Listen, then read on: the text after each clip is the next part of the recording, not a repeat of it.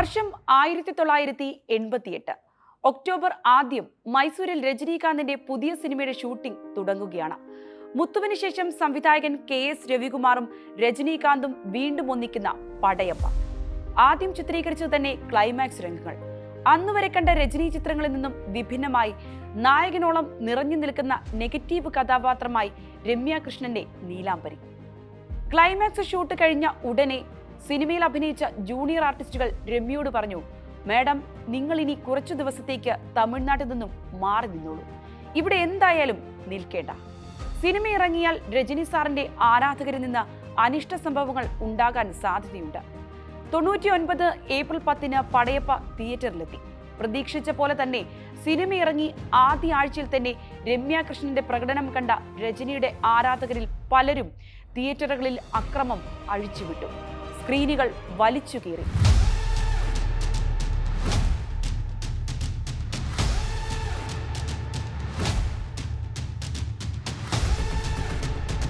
അന്ന് ജൂനിയർ ആർട്ടിസ്റ്റുകൾ പറഞ്ഞതിലെ സാധ്യതകൾ മുൻകൂട്ടി കണ്ട് പടയപ്പ ഇറങ്ങുന്നതിന് മുൻപ് രമ്യ കൃഷ്ണൻ മദ്രാസിൽ നിന്നും മാറി നിന്നു. പടയപ്പ ഒരിക്കലും രജനീകാന്തിന്റെ ഹീറോയിസത്തിന്റെ മാത്രം സിനിമയല്ല. രമ്യ കൃഷ്ണന്റെ വില്ലത്തി കഥാപാത്രം നീലാംബരി ഓർക്കാതെ പടയപ്പ പൂർണ്ണമാവുകയില്ല. 2.5 പതിറ്റാണ്ട് പിന്നിടുമ്പോഴും രജനീകാന്ത് സിനിമയിൽ പിന്നീട് ഒരിക്കലും അത്രമേൽ ശക്തമായ ഒപ്പം നിൽക്കുന്ന നെഗറ്റീവ് കഥാപാത്രത്തെ പ്രേക്ഷകർ കണ്ടിട്ടുമില്ല. കാണാം ടേക്ക് 1.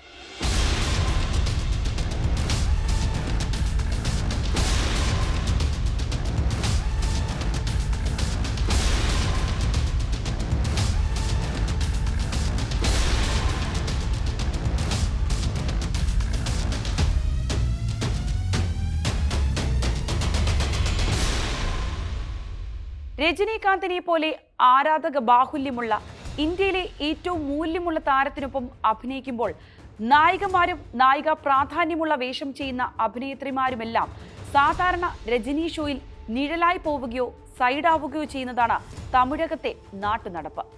അവിടെയാണ് പടയപ്പയും രമ്യ കൃഷ്ണന്റെ നീലാംബരിയും തല ഉയർത്തി നിൽക്കുന്നത്. നായികയായി കരിയറിന്റെ പീക്കിൽ നിൽക്കുമ്പോഴാണ് ഇമേജിനെ ഭയപ്പെടാതെ പക്ക നെഗറ്റീവ് വേഷത്തിൽ രജനിക്കൊപ്പം രമ്യ കൃഷ്ണൻ അഭിനയിച്ചത്.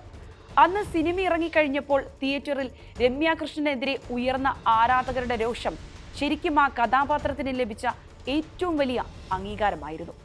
രജനിയുടെ നായികയായി സൗന്ദര്യ ചിത്രത്തിലുണ്ടെങ്കിലും നായകനോളം നിറഞ്ഞു നിൽക്കുന്ന സ്വാഗും സ്ക്രീൻ പ്രസൻസും പലപ്പോഴും രജനിയെ കടത്തിവെട്ടുന്ന പ്രകടനവും പല സീനുകളിലും രമ്യ കൃഷ്ണൻ പുറത്തെടുത്തു.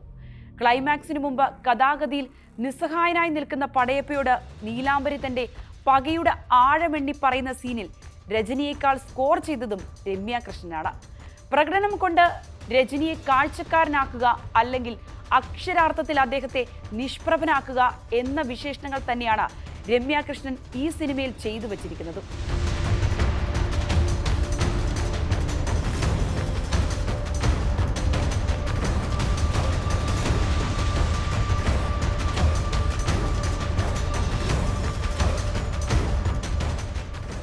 ഒരു പക്ക തമിഴ് ചിത്രത്തിന് വേണ്ട എല്ലാ ചേരുവകളും കോത്തിണക്കി KS രവികുമാർ പടയപ്പ ഒരുക്കിയപ്പോൾ സാധ്യമായത് അടുത്ത ഇൻഡസ്ട്രി ഹിറ്റ്. ട്രേഡ് അനലിസ്റ്റുകളുടെ റിപ്പോർട്ട് പ്രകാരം 50 കോടിയിലധികം തിയേറ്റർ കളക്ഷൻ നേടിയ ചിത്രമായിരുന്നു പടയപ്പ. നടികർ തിലകം ശിവാജിയുടെയും സൂപ്പർ സ്റ്റാർ രജനിയുടെയും മാസ് ആൻഡ് ക്ലാസ് പ്രകടനം.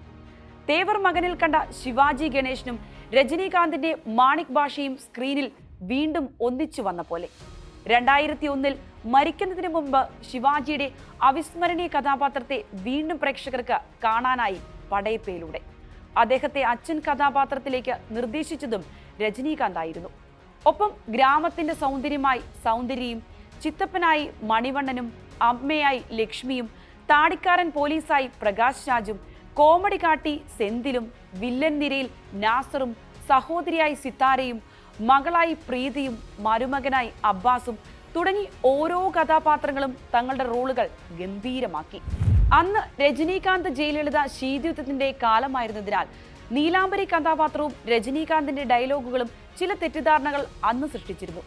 എന്നാൽ സംവിധായകൻ KS രവികുമാർ തന്നെ രജനിയും നിർവഹിച്ച ചിത്രത്തിൽ കൽക്കി കൃഷ്ണമൂർത്തിയുടെ പൊന്നിയിൻ സെൽവനിലെ പകയുടെ പര്യായമായ നന്ദിനിയെ മനസ്സിൽ കണ്ടായിരുന്നു നീലാംബരിയെ സൃഷ്ടിച്ചത്.